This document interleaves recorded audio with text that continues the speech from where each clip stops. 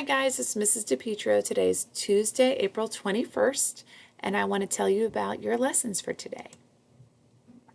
So today you're going to watch another phonics video and do an episode of Headsprout. Today for reading, I want you to go to Raz Kids and try Level Up if you have not tried that before. I'll show you what that looks like on my daughters. So if you log in through Clever and you get onto Kids A to Z, it should take you to this screen.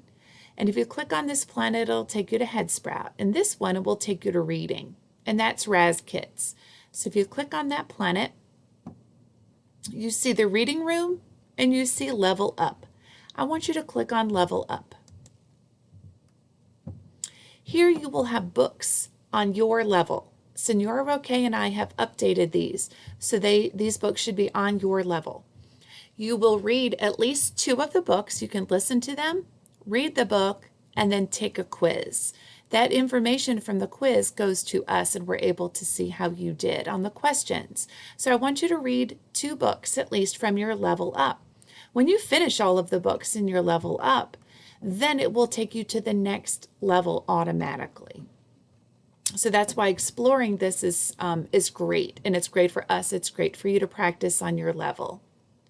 So that's what you're going to be doing in reading today. In writing today, yesterday you wrote a nonfiction piece about squirrels. Today you're going to choose a topic of your choice, something that you know a lot about that you can teach others about.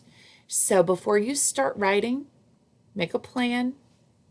Think of 3 facts you know about something you'd like to teach us.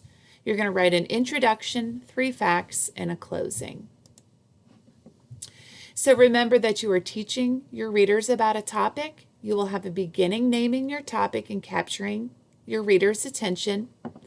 Instead of writing across pages, you'll write on a page, and you will have several facts about your topic and ending. You'll have capitals and punctuation in the right place. And if you want to add a teaching picture and labels, that would be great.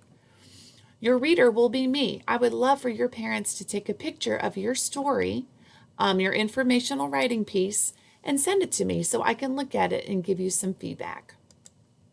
Again, here's the beginning of my squirrel informational writing from yesterday, and I started with a topic sentence, which you will, and then facts, and then a closing sentence. I hope you guys have a wonderful day learning. Work really hard. I can't wait to read your informational pieces, and I'll talk to you soon.